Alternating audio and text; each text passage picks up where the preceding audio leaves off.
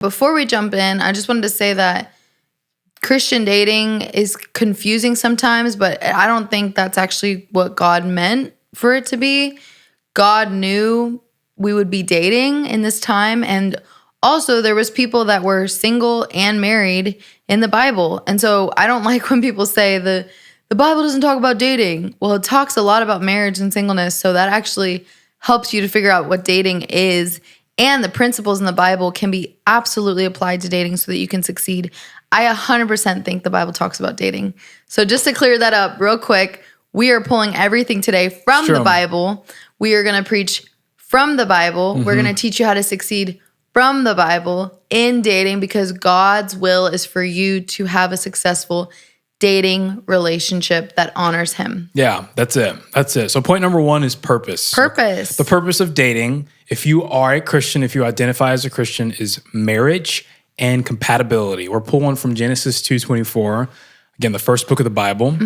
This explains why a man leaves his father and mother and is joined to his wife, and the two are united into one. So basically what that means is if you're dating somebody, think about, can I marry them? Can I see them 15 years down the road with my high schooler? Can I see them 20 years down the road, 30 years down the road with kids in college? Think about that whenever you're considering a spouse. Guys out there, I know a lot of us, we are attracted visually. So we kind of go for whoever's the hottest or the cutest or the most attractive. And nothing wrong with, dating someone who's physically attractive. Right. However, just also couple that question with, can I see myself with this girl 20 years down the road with 3 kids? You know what I'm saying? Because that people definitely, change. People change. People physically change, birthing. Yeah. If there was no more causes looks, some change. Looks were gone. Yeah, and till death do us part is what you say on the altar, and sickness and unhealth. And so sickness can come and it can change how somebody looks. So just couple that question with, in addition to, yes, they are physically attractive, can I see myself with them for 20 years down the road? That also kind of alleviates if this girl you're interested in is not really Christian, or if they're just spiritual, or if they just have gotten to their faith. Like, do you want to be married to that person? Because that's the purpose of dating. It's marriage. And then we'll talk a little bit more about compatibility within dating. Yeah, and like God, he never does things randomly.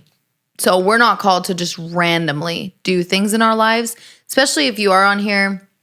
You may not be a Christian, but if you are a Christian and you do want to live your life after Jesus and his example, he had purpose in everything he did. And so the way that we're going to teach today dating is with the mindset of dating to marry. It's with the mindset of I want to honor God in my relationship. Yeah. So yeah, we don't think that, the first person you date, you have to marry. Definitely not. I think we're going to talk a little bit more about it today of just, there's room to date multiple people and see, who your fit is. But at the end of the day, it's a choice. It is a choice. Marriage is a choice. Love is a choice. And the biggest, most important thing is, do they love Jesus? But then also, don't just randomly date. Don't ever do anything in your life without a purpose behind it. That hurts people and it hurts you. Yeah. And so, especially as a woman, I know if Matt just dated me with no end in sight, I would have felt so strong along, you know? That's so good. And when I was dating Marie Claire, we met the summer of we really met the top of 2020. And then we wrote together. We're both musicians, songwriters. We wrote together in June of 2020.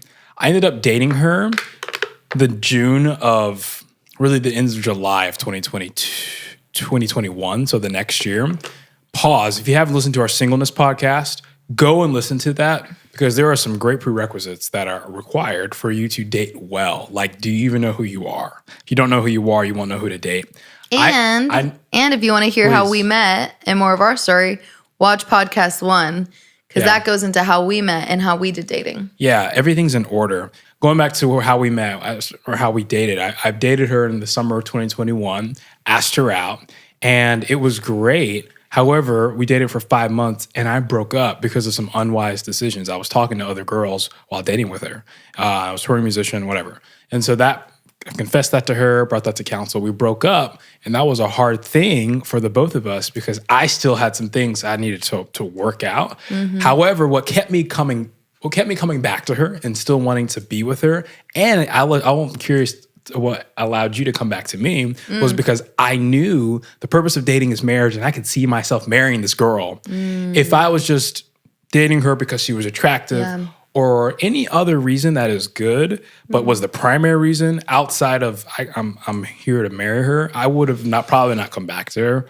I probably would have just counted my losses and found someone else. But because I was like, I can see myself marrying this girl, and it worked, for the most part, and I enjoyed her, and I'm asking for forgiveness, and God heal and restore this dating relationship if it comes again. I want to come back to her, and I want to date her so we can get married. So the purpose of dating really motivated me to continue to date you. Yeah, I mean, it was the same thing for me. I forgave him, obviously. I worked through my own issues too when that happened. But the reason that I, ended up dating him again was because, I went to counseling. I prayed a lot from the beginning. I felt like God had shown me that he could be my husband, and so I was like, man, it was really for the kingdom purpose too. I saw our lives when we were together. It was better. And we did more for God together. We encouraged each other. I saw how God could use both of our lives to really, as a married couple, impact people for the kingdom like we're doing right now. So I kind of got little glimpses of that. And I was like, you know what? It's worth it for me. And we all make mistakes. So I really did want to marry him. And I really did think that, he could be a really great husband.